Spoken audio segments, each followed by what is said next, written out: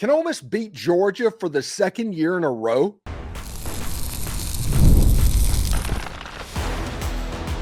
You are Locked On Ole Miss, your daily podcast on the Ole Miss Rebels. Part of the Locked On Podcast Network, your team every day.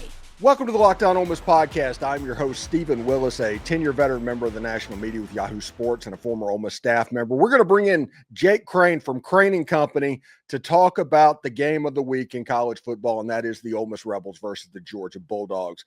We're going to hit as many angles as we can get to in a half hour. Defense, Trinidad and Georgia, just looking weird early this season. All of that and more is coming up next on the Locked On Ole Miss podcast. And thank you for making this your first listen every day. And please give us a like, subscribe, and comment. On your way out, check out a second listen on the network. Nearly every team, college or pro, is available. And heck, we're even releasing a newsletter every single morning that's being blown out on the social media. So check that out as well.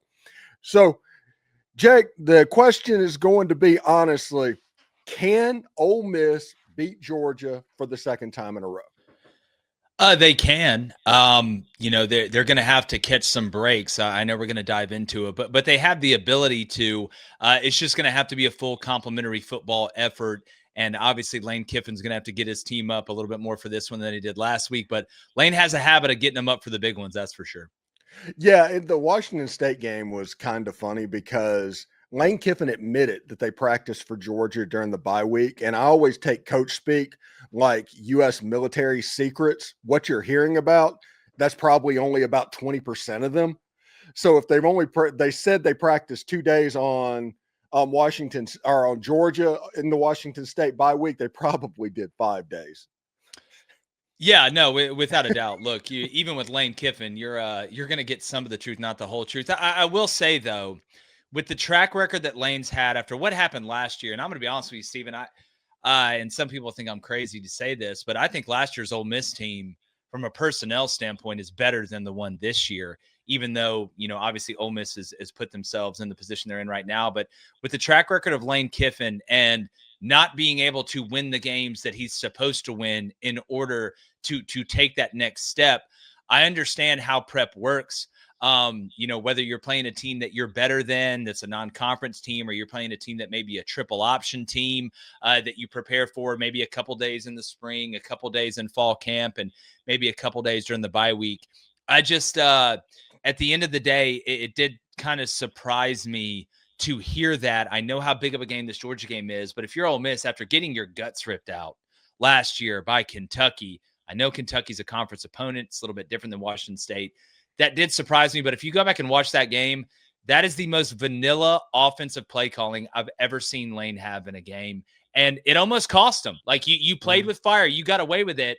I just I would have expected better after what happened last year, but again, you're sitting here undefeated, so I guess it's water under the bridge. Yeah, getting away with it was the most important thing there. I do think that this Ole Miss-Georgia game is actually the simplest game on Ole Miss's schedule. I think that if Ole Miss can stop the Georgia running game, Ole Miss will win this game. I know how hard it is to win in Sanford Stadium. I know they're the gold standard of college football in the SEC over the last 5 years. But this Georgia team hasn't looked right. And the first half against Auburn, I'm going to be honest. Everybody is going to look at the officiating decisions and all of that in the second half and at the end of the first half. The first part of that first half, Auburn dominated that game, like literally dominated the game, ran the ball, threw the ball. It looked like Auburn was going to win that game 34-3. And then the fumble happened. They completely went mentally soft in the second half, and all of the problems got shown through, and Kirby became Kirby and just kind of fought back and won that game. I think Ole Miss can win this game by stopping the run. And this isn't world beaters. This isn't the 2023 or 2022 Georgia Bulldogs that you're playing against, the group that put a 50 burger against Jackson Dart and Ole Miss in 2023. I think Ole Miss, if they can shut down the run game and force Gunnar Stockton to beat you through the air, which he's going to make some plays. He's a really good quarterback, but I don't think that Mike Bobo in Georgia and Kirby Smart, that's the game they want. No, I mean, again, they want balance. I will say a lot of it, I think, comes down to the health for Georgia too. I mean, you look at both of their tackles were hurt against Auburn. Where are they at being able to come back? I mean, you're down one offensive tackle, it's a problem. You're down two, it's a 5-alarm fire. But yet Georgia was able to fight back, obviously, in the second half and put the points on the board that they needed. And you're exactly right. I mean, if there's a recipe to beat Georgia and to beat Mike Bobo, it's you've got to get them in the third and passing. You've got to make Gunner beat you with his arm. Now, look, Georgia's wide receiver room, I think, is as talented as it's been in a while, but it's still not, their best move on the dance floor. But here is where I think Ole Miss fans need to understand, because I know a lot of people will go back and say, well, look what you did against LSU and shutting down that run. I mean, the leading rusher, Barry, had 22 yards on 7 carries. The longest rush they had was 10 yards. That was Caleb Jackson hit him for a 10-yarder. But I think LSU, and one of the biggest problems that you'll hear from LSU fans is they stopped committing to the run in the second half, and Ole Miss was playing a lot of drop coverage. They were ending up with pretty light boxes, and LSU was playing right into their hands. And Nussmeier is not a runner. He doesn't have that element. So when you're playing Georgia, Gunner Stockton can run the zone read. Gunner Stockton can run Q power. He can run power read. He can run Q counter. On the pass, if the play breaks down, he can take off and scramble and make a play. I was actually really impressed, and I know Tulane's a group of 5 team, with the way that Ole Miss kind of handled Retzlaff, who's a dangerous runner, right? He goes about it a little bit of a different way. But with Georgia at home, stopping the run doesn't stop with the running backs. You've got to be able to corral Gunner Stockton as well. So that's going to be a challenge for this Ole Miss defense. Can they do it? Yes. It's going to be a tall task. And the biggest thing is getting Georgia in 2nd and 8. Because if you can get them in 2nd and 8, you can get them in 3rd and 6, and you can get away with getting into 3rd and 6. So that is the recipe, but it's a lot easier said than done when you have a mobile quarterback. It definitely is a lot easier said and done, because Georgia, even though they might be weird, even though they might not look as good as they were in 2022 and 2023, they're still in the top level of the SEC. They got really good players. Yeah, they are going to be good. So all I'm saying is that test in 2023 is going to be harder this year, but this is going to be a pretty hard test. I mean, Georgia's a 7.5-point favorite on FanDuel right now. And honestly, that's about right. In my opinion, this is the one time this year, by the way, that Lane Kiffin is really going to get to play the underdog card in a game. I hope they take advantage of that, because other than that, they're probably going to be really close to favored, if not favored, against Oklahoma and in the last 4 games of the year as well. I think Lane Kiffin gets a chance to make a statement to validate everything that was going on in what was supposed to be a rebuilding year. You heard about it all in the offseason, that this was going to be a difficult year. I think this Georgia game offers nothing but opportunity, and it's almost the definition of a free shot for Ole Miss football. Yeah. As a top 5 team. Yeah, it does feel like you kind of landed on the free play space. I mean, if you're an Ole Miss fan, obviously you want to win the SEC. You want to win every game you play in. I get it. But if you can find a way to split these next 2 at Georgia and at Oklahoma, you are really setting yourself up to have a chance to go 10-2. And 10-2 in the SEC translates to the college football playoff, which how ironic would that be if this was the team that made the college football playoff, when it felt like last year was the collection of players that you had been building so long to. You had a front 7 that was dominant, right? And when I mean dominant. You guys know that. And this would be the team that would do it. So, yeah, you do feel like you're playing a little bit with free money. But if you win this one, you find a way to win this one or find a way to win on the road at Oklahoma, you are really setting the table to do something special. Steven, though, to the point, talking about Ole Miss wins this game if they stop Georgia's run, I actually would say Ole Miss wins this game if they're able to run the ball. Because I think the bigger deficiency for Georgia, and I know the way the Auburn game looked in the first half, but all year has been this defense, right? They don't have that Jalen Carter, that Jordan Davis, that dominant defensive lineman that wrecks everything. Not that they're bad. They have a bunch of good players. I would say their best players right now in the front 7 is CJ Allen in that linebacker group. So when you look at Ole Miss, if I'm Lane Kiffin, who I know he's got a lot in the bag, I know he saved some things. Trinidad Chambliss is a very dangerous runner. I actually think a little bit of a roadmap was set for the way Ole Miss wants to play in that first half of the Auburn game. Because if you go back to the Tennessee game, a lot of those points that Tennessee scored were just on big jump ball plays down the field that they were able to catch and then score. Not that Ole Miss can't do that, but I don't think Lane wants to live like that. I think you're going to get a lot of pre-snap, jet side-to-side motion. You're going to get this defensive line to slow down a little bit. And just like we talked about Gunnar Stockton being a problem in the run game and adding that element, Trinidad Chambliss, I think, is an even bigger problem in the run game. And once that gets established, you can start working down the field off of play action, off of similar formations that you set up in the first half to use in the second half. I actually think Ole Miss being able to run the ball is as important or more important than making Gunnar Stockton beat you with his arm. Yes, and we're going to get onto the Ole Miss offensive side of the ball the next segment. Jake Crain from Crain and Company joining us to talk all about the SEC game of the week coming up this weekend against the Georgia Bulldogs. But when we come back, we will talk about the Ole Miss offense as well. Now, Mazda crafts cars for those who do more than simply move. You want to redefine that movement. You can feel the Japanese craftsmanship in every single detail, from the metallic accents to the Napa leather upholstery. You can make everyday drives feel like anything but, from smooth handling to intuitive controls. And with all-wheel drive standard in every crossover SUV, you can drive with confidence throughout nearly every season. So like Ole Miss's players, they sweat every detail, because when you make every move count, impossible becomes irrelevant. Mazda, move and be moved. And Peloton is shaping the future of fitness with a brand new Peloton cross-training Tread Plus powered by Peloton IQ. It is the most advanced equipment yet, designed to give you real-time guidance and endless ways to move, whether you're running, lifting, or cross-training with your favorite instructors. This is training reimagined. Peloton is built for breakthroughs with tools that help you plan, stay motivated, and even reach peak performance. I love how the Peloton IQ system offers real-time strength coaching. It actually tracks your reps, suggests the right weights, and even corrects your form, making every rep safer and smarter. The swivel screen, by the way, is a game changer. You can go from running on the Tread Plus to strength training without missing a single beat.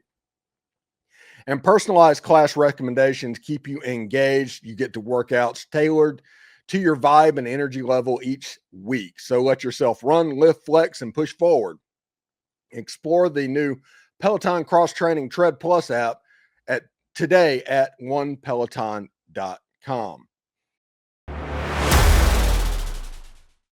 Also, do us a favor, like, subscribe, and comment on the video. Subscribe to the podcast on whichever audio podcast you're listening to. Give it a 5-star review as well. It costs absolutely nothing, but helps keep all of this for free. If you want more, join the Insiders program in the subtext link down below. No trolls, 14-day trial, and the easiest way ever to cancel, so give it a try. And don't forget to check out a second listen on the network. Nearly every team, college or pro, is available to you. So, Jake, we're going to talk about the Ole Miss offense, and you mentioned Trinidad Chambliss before the break. You know, he is the first quarterback in Ole Miss history since Eli Manning to throw for over 250 yards in his first 4 starts. And everybody's like, well, yeah, that's a pretty good number. But then you think about the quarterbacks that they've had, and Jackson Dart, Matt Corral, and Jordan Ta'amu back in the days, Chad Kelly, Bo Wallace. Remember Dr. Bo playing for Hugh Freeze at Ole Miss? Throwing for over 250 yards in 4 starts, it felt like that would have happened. But Trinidad has just been on this ascendancy plane and getting these national stories and all of that. Listen, if Ole Miss beats Georgia in Sanford Stadium, with the fact that they've only lost to Alabama in that building this decade, Trinidad might be in the top 2 or 3 to win the Heisman Trophy. I mean, look, at this point, if that were to happen, yes. I think the thing that has impressed me the most about Trinidad, and if you look at his past and kind of the way that he played, he obviously made a big jump in competition. And typically when you see that, that doesn't mean he's not as athletic, but you kind of have to rely on some other things to have the same amount of success. You can't get away with the same things you used to get away with. And a lot of times that leads to turnovers. Well, he's thrown one interception all year. I mean, his completion percentage is over 65, which isn't bad at all. You're averaging almost, 10 yards a pass. You've got 7 touchdowns and 1 interception.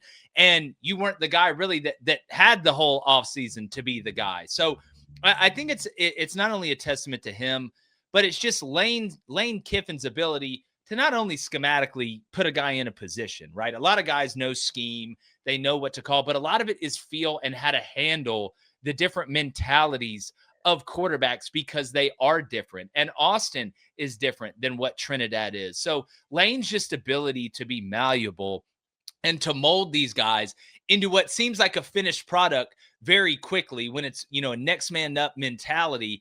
It's very, very impressive. And yes, if he goes on the road and he lights up Georgia and has a big Heisman moment in that game that puts them ahead and they win it, we do need to start mentioning the word Heisman.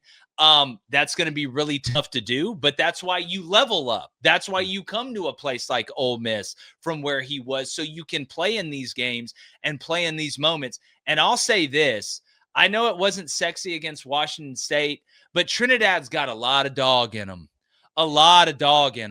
And you're born with that, right? That's a gift from God, and he has it. And I don't think the lights are going to be too big for him. He's going to want to go out there and make plays. So it's just hats off to everybody for getting him ready, and hats off to him for staying and then being ready when his number was called. All right. So my favorite part of having you on the show is when we get in the weeds just a little bit. I enjoy getting to the weeds.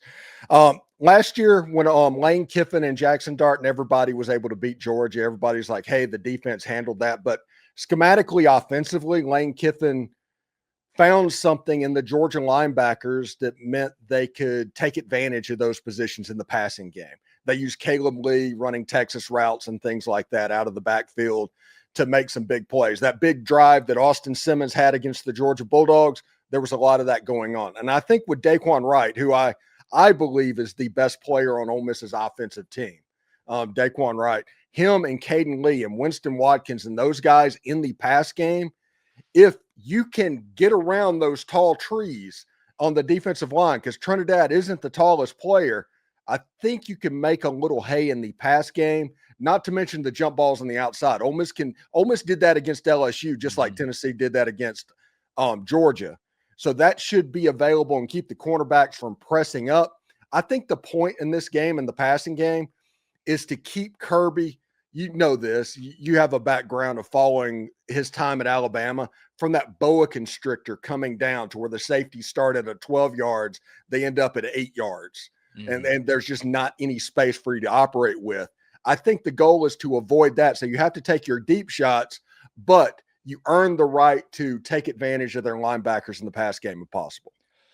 Without a doubt. Look, play calling, you have your stuff that you like, but a lot of it is matchup dictated. Right. That's what you're looking at. I mean, it's just like basketball, right? You're trying to find the best matchups. A lot of times you're calling plays to matchups, not just calling plays because you think schematically this play blends well with what they're giving you schematically on defense. So when you look at Lane Kiffin, the two things I think he is the best at, and the best offensive coordinators are, is one, calling plays early in the game to set up for a counter off of it later in the game, showing you something early, showing you the same thing later, but giving you a different result. The second thing is in-game adjustments. I mean, how many times, Steven, and I think the audience will vibe with me on this, do we watch a team come out and on their first drive, they're on script, they look amazing, but then the adjustments start to happen, and it's like the water's cut off. Look at Missouri, Alabama last week. Missouri came out on that first drive and looked like the Kansas City Chiefs versus Alabama. All of a sudden, Alabama adjusts. Missouri struggles to move the ball consistently throughout the rest of that game. Lane is so good at actually playing the game in game, because your game plan, it never always goes to plan. And typically your game plan is not going to work throughout the whole game, or they'd script the whole game. That's just not how it works. So Lane's ability to adjust and say, hey, we thought Georgia was going to give us this. Now they're giving us this. We're going to give them that. That is where he really, really makes his money. And that's where the best play callers make their money. So you never feel like you're out of a game from a play calling standpoint when you're able to evolve as the other side of the ball evolves. Now, you bring up a good point about the batted balls, right, with Trinidad Chambliss. And there's a couple things that you can do to mitigate that. But then sometimes when you do one thing, it opens you up to another. For example, Trinidad Chambliss may have to drop a little bit deeper than some other quarterbacks. And look, you always throw through windows, but everybody's not Drew Brees, right? Everybody can't do what he does. Sometimes you drop back a little bit deeper to give you an extra half second to be able to get that ball up and over and where you need to go. But when you do that and you have a deeper dropping spot, especially on third and passing, it helps out the defensive ends because now your tackle has to drop deeper, and that soft outside shoulder is really a problem with guys that can lean into you. Now, Georgia doesn't have that elite pass rusher this year. They don't, but it still puts that tackle in a bad spot. What I think you're going to see to mitigate those batted balls is not as much over the middle, not as many angles or Texas routes, or whatever you want to call it. I think you're going to get a lot of quick game outside, so he can get it and spit it, especially if the run game isn't working, because that's really a long handoff is what you're doing. Bubble screens, now screens, stack screens, things like that. I mean, hitches, right? Even slants that you can get outside if they're early enough, or if you get double slant, throwing the slant to number 2, so therefore you're not throwing it really in that B gap or right over that guard when that first slant guy comes across. So I'll be interested to see how they mitigate that as well. But it is a really, really good point. Yeah, I think that this is also a jet sweep game. Well, yeah, you're going to get that motion regardless. I mean, yeah. And another thing is, like, you're going to get a lot of side to side, right? Because that moves eyes, that slows down. But it's also telling you what coverage they're in. Most offensive coordinators, yes, they motion to out formation you. They hope that works out, but they're going to motion to see how you react to the motion, especially, Steven, with matchups. Let's say their best DB is going to shadow your best wide receiver. Well, I know 90% of the time, if I motion my guy from one side to the other, if that same guy on defense follows him over there, I'm probably getting man coverage. So it's not just a tool to out formation you or to get in a certain formation. It's to identify coverage to give some answers to the quarterback. So you're going to get jet sweep. You're going to get power read off jet sweep. You're going to get split zone. You're going to get split zone bluff off of it, which Auburn had success against Georgia. Of course, Jackson Arnold couldn't complete it to Preston Howard on that 4th and 1 when it was wide open. But Jackson Arnold's about as soft as pudding in the brain when it comes down to making big time plays. He's Steve Saxing right now. He's got the yips, like literally. No, he's scared, bro. He's scared to death. That man is scared to death. See, Trinidad's not scared. Trinidad may be little, but he may not have been a 5-star coming out of high school, but he was born with it. Jackson Arnold just horrified. This man has been horrified, except on TikTok with his girlfriend when they're eating Sonic burgers or whatever. Outside of that, the man can't do it. But back to Ole Miss, you're going to get a lot of movement pre-snap to identify coverage and also to get in certain formations to those matchups. There's a reason why you start out in doubles and you motion the guy to make it trips, and that solo side is where you want to go. That's why the best receiver you got is typically the one in 3-by-1 that's on the one side, because that safety that's typically on the one-man side most of the time has to cross key number 3 on the line of scrimmage, on the opposite side of the line of scrimmage, and then it's that solo matchup one-on-one. Should be pretty good. All right, when we come back, we will wrap it up with Jake Crain from Crain and Company and talk about how this game is going to end up. He's going to break out his crystal ball as well, so we'll see how that goes. But before that, I do want to let you know the holidays are going to be here before you know it, which is exciting. But getting your home ready for guests and celebrations, it can feel like a lot. Maybe you're your serving needs a refresh, or your guest room could use new bedding, Wayfair has everything you need to get your home holiday ready, from Christmas trees to wreaths to bedding, cookware, and outdoor inflatables. It's your one-stop shop for every room in the house. Wayfair makes it easy to personalize your home for the holidays with a huge selection for every style and budget. And with free and easy delivery, even on the big stuff, you can get everything you need without the hassle of delivery fees. I love how it's easy to find pieces that fit my style and budget. Everything there is in one place, and checkout is an absolute breeze. The delivery is fast and free. That's a lifesaver. I just bought a whiteboard so I can draw up plays and stuff like that I'm going to incorporate into my set. I got that from Wayfair. So you can get organized, refreshed, and ready for the holidays for way less. Head to wayfair.com right now to shop all things home. That's WAYFAIR.com. Wayfair, every style, every home. And when the opening whistle blows on a new repair, get your crew moving forward with Supply House. Order today and see parts on your doorstep as soon as tomorrow. Over 280,000 plumbing, HVAC, and electrical items from the most trusted brands in the business. Their real-time inventory and honest lead times keep you from punting on projects, while their industry-leading customer service always has your blind side cover. If you need parts fast for a project, Supply House has next-day delivery. I mean, talk about a game changer there. The part finder tool and 3D schematics can help you save hours on jobs where every detail matters. And join their free Trademaster program today and score serious perks like priority shipping, lower prices, and dedicated support lines. Visit supplyhouse.com to sign up for free and use promo code SHCollege5. That's all one word, for 5% off your first order. That's Supply House. Real people, real service. All right, Jack. Real quick, we're going to go here. We just have a couple of minutes left. How do you see this game going, and what do you think the prediction, how it's going to end up? Well, I mean, golly, and it seems like in all of college football this year, it's, there's a couple teams that have looked elite consistently. I mean, Miami, Ohio State, I think you say Indiana, but you feel like in the SEC, a lot of these games are going to be tight. I know the spread, I think 7.5 the last time I saw it. It may have changed since then. I just, being at home, if this game was at Ole Miss, I think there's a pretty decent chance I would pick Ole Miss to be able to cover that spread and possibly win the game. I feel like Georgia's kind of saw their life flash before their eyes a little bit last week against Auburn. We'll see if the offensive line is healthier. I'm interested to see when somebody commits to running the ball that is of equal or greater value to Ole Miss, how it ends up.